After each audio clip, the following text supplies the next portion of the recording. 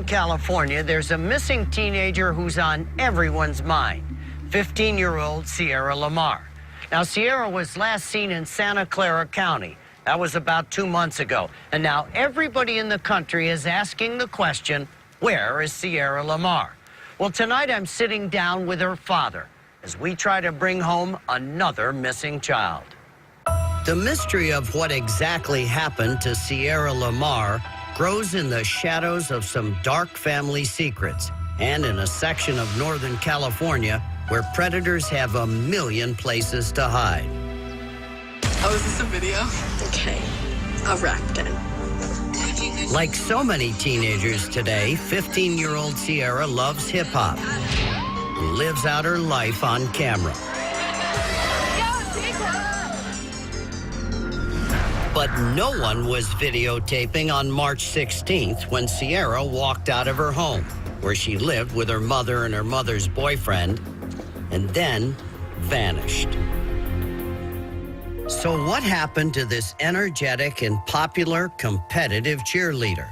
Sierra's mom was the last person to see her around 6 a.m. that day. It was a typical morning. You know, it was pretty much a routine. I would get ready for work, and before leaving, I would say goodbye to Sierra. And I would give her her lunch money, and I would make sure that it was in her purse and zip it up. That purse was found here along with some of Sierra's school books a few days after she disappeared. They were wedged between this shack and a cactus about 2 miles from Sierra's home. Then on this nearby corner, searchers found Sierra's cell phone. That was attached to her hip. As any normal teenager, she was on it frequently and always had it by her.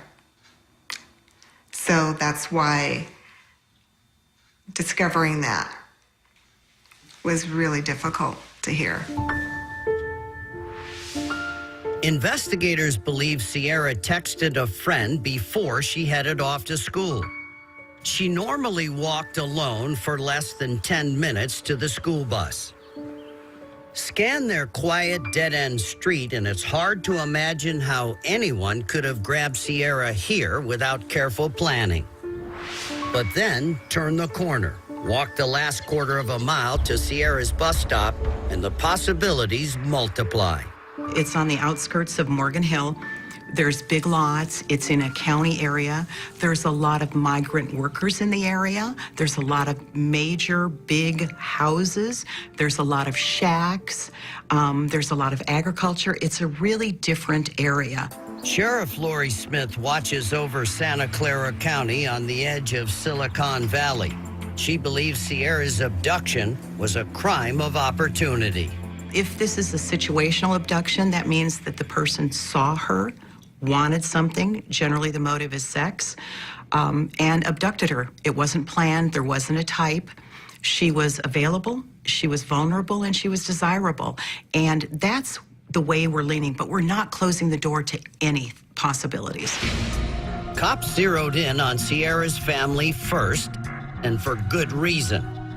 Sierra's dad, Steve Lamar, volunteered some disturbing information early on. Steve is a registered sex offender.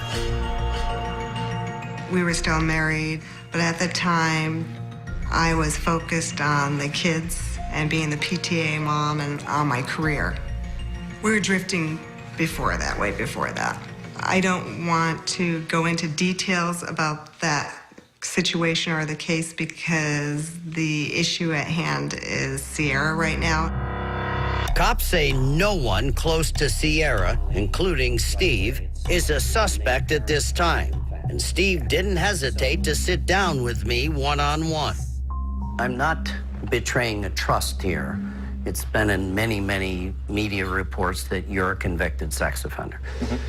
And I know that's not your reason that you're here. You're here because you want to get that girl back. That's your daughter. That's your flesh and blood. What I did was, within the first half hour that the first deputy from the sheriff's department came, I told him, you know, that I was a sex offender, registered sex offender.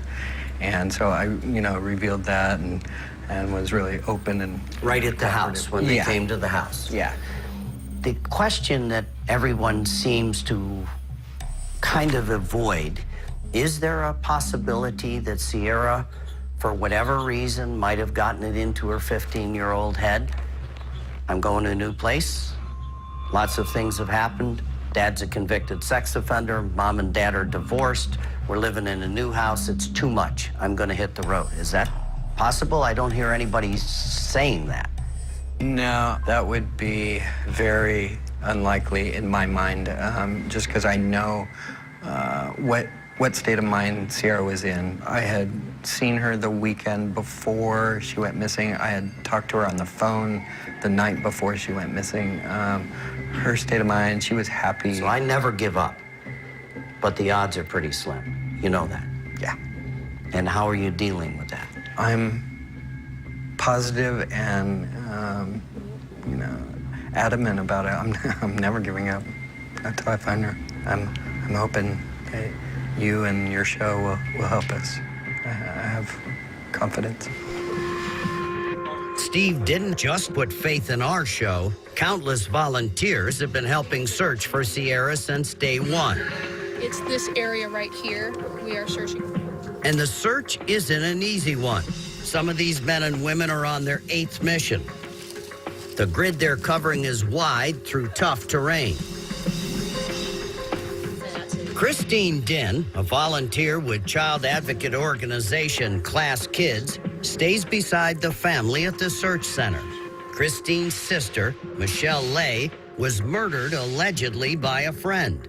Searchers scoured a similar Bay Area grid for months before a volunteer found Michelle's body. It's important to keep going back, and it's important to keep trying every weekend. And with Sierra, there's still a lot of hope. The point is, searchers are here to find evidence. They're not here to find a body. And that's where you come in. Police say anyone could have information that leads to this child's safe return. It's what your instinct is. Is there someone that you think is suspicious? But this person may be such a psychopath that they're not showing remorse. But didn't they go to work? Do they have an obsessive nature about watching the media, or are they avoiding the media? Have they changed the color of the car? Have they changed their appearance? Have they changed the tires on their car? And there is a car involved in the investigation. It was spotted on surveillance video near Sierra's home the day she went missing. Police impounded this red 1990s Volkswagen Jetta with a distinctive black hood. They won't tell us why, but they think it's connected to Sierra's disappearance and want viewers to tell them if they saw it before, on, or after March 16th. If you know anything at all about Sierra's disappearance, call us at 1-800-CRIME-TV or go online to our website, amw.com.